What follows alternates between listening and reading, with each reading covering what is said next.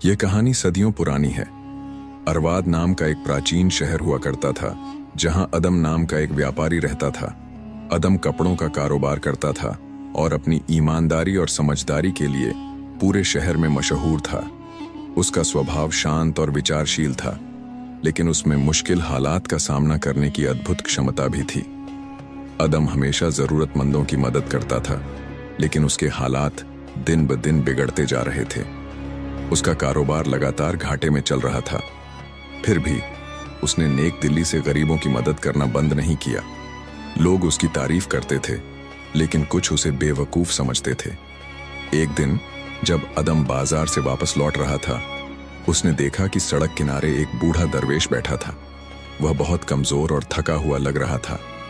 अदम ने बिना कुछ सोचे समझे अपने झोले से रोटियां निकाली और दरवेश को दे दी। बूढ़े दरवेश ने रोटियां ले लीं और अदम को अपने पास बिठाया। बूढ़े ने मुस्कुराते हुए कहा, बेटा, तुम एक नेक दिल इंसान हो। क्या तुम अपनी तकदीर आजमाना चाहोगे? अदम ने हैरानी से उसकी तरफ देखा और पूछा, आपका क्या मतलब है बाबा? दरवेश ने कहा, मैं एक बूढ़ा और जर्जर इंसान हूं, लेकिन मेरे सीने में कई ऐसे राज दबे हुए हैं जो हर किसी पर खुले नहीं किए जा सकते। तुम एक नेक दिल और अमानतदार इंसान हो। यह कहकर उसने अपने पास से एक पुराना और बासी कागज का टुकड़ा निकाला और कहा, यह एक रहस्यमय खजाने का नक्शा है, लेकिन इसे हासिल करना आसान नहीं होगा। तुम्हें 3 कठिन आजमाइशों से गुजरना होगा। अगर तुम इनमें कामयाब होते हो तो यह खजाना तुम्हारा होगा, लेकिन अगर तुम नाकाम हुए तो तुम्हारा माल तो जाया होगा ही। शायद तुम उस रास्ते से दोबारा यहां कभी न लौट सको। अदम दरवेश की बातें सुनकर कुछ देर खामोश रहा।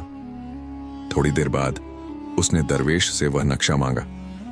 अदम ने नक्शे को देखा। ये एक घने और डरावने जंगल के बीच किसी स्थान की ओर इशारा कर रहा था। वह कुछ देर सोचता रहा, फिर उसने हिम्मत जुटाई और बोला, मैं इसे आजमाना चाहता हूं बाबा। दरवेश ने सिर हिलाया और कहा, याद रखना, तुम्हारी सबसे बड़ी आजमाइश तुम्हारा अखलाक होगा। अगर तुम लालच, झूठ और स्वार्थ से बच पाए तो खजाना तुम्हारा होगा। दरवेश नक्शा देकर अदम को विदा किया। अदम अपने घर की ओर चल पड़ा। पूरी रात वह उस नक्शे के बारे में सोचता रहा। उसके दिल में यह ख्याल आ रहा था कि क्या उसके अंदर किसी तरह का लालच तो नहीं है। अदम इस बात से अच्छी तरह वाकिफ था कि धन दौलत की लालच इंसान को बर्बादी की ओर ले जाती है। इंसान की लालच का पेट सिवाय उसकी कब्र की मिट्टी के अलावा और कोई नहीं भर सकता। अगली सुबह अदम नक्शे के मुताबिक जंगल की ओर रवाना हुआ। रास्ता बहुत तंग और अंधेरी गलियों से होकर एक घने जंगल में जा पहुंचा। जंगल बहुत ही डरावना, मुश्किल और खतरनाक था। घने जंगल के बीच से गुजरते हुए उसे जानवरों की आवाजें सुनाई दी, लेकिन उसने हिम्मत नहीं हारी। कई बार वह रास्ता भटकने के करीब था, लेकिन अपनी समझदारी और नक्शे की मदद से सही रास्ते पर कायम रहा। चलते चलते उसकी मुलाकात एक बूढ़े आदमी से हुई जो उसी जंगल के रास्ते पर जा रहा था। उस बूढ़े ने कहा, तुम कहां जा रहे हो? यह रास्ता आगे बहुत खतरनाक है। बूढ़े ने अदम को लालच देने की कोशिश की और कहा, तुम्हें यह सफर तय करने की क्या जरूरत है? मेरे साथ आओ, हम दोनों मिलकर कारोबार करें और धनवान बन जाएं। अदम को बूढ़े की यह पेशकश पसंद आई, लेकिन तभी उसने सोचा, मैं अपने मकसद से भटक नहीं सकता। असली खजाना सिर्फ मेहनत और सब्र से मिलता है। वह उस बूढ़े को छोड़कर आगे बढ़ गया। कुछ घंटे चलने के बाद उसे एक सुनहरी रोशनी नजर आई। जब वह करीब पहुंचा तो देखा कि एक बड़ा चमचमाता संदूक उसके सामने रखा हुआ था। संदूक के पास एक पत्थर की तख्ती रखी थी, जिस पर लिखा था, अगर तुम इस संदूक को खोलोगे तो तुम्हें फौरन बेशुमार दौलत मिल जाएगी, लेकिन तुम्हारी अकल हमेशा के लिए चली जाएगी। अदम सोच में पड़ गया। यह बहुत लुभावना मौका था, लेकिन उसने दरवेश की बात याद की।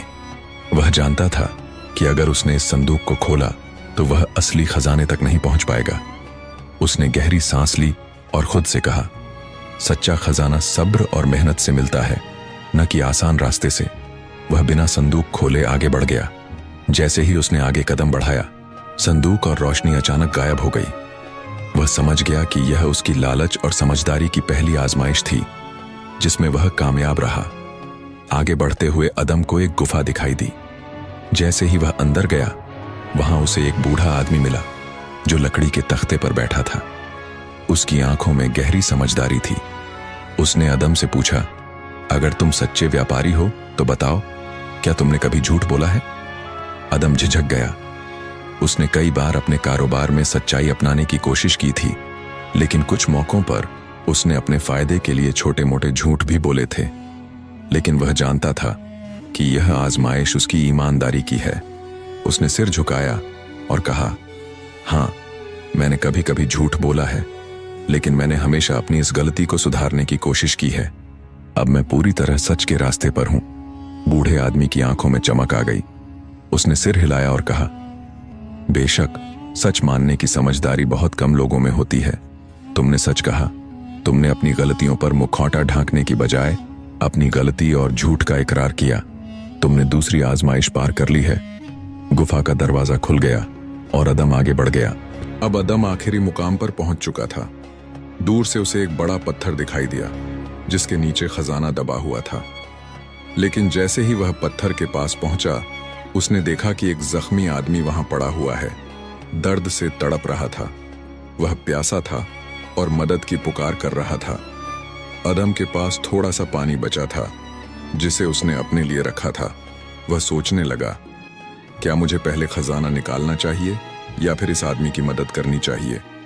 लेकिन फिर उसे एहसास हुआ कि खजाने से ज्यादा अहम किसी की जान बचाना है। उसने फौरन अपना पानी निकालकर उस आदमी को पिला दिया और उसके जख्मों की मरहम पट्टी की।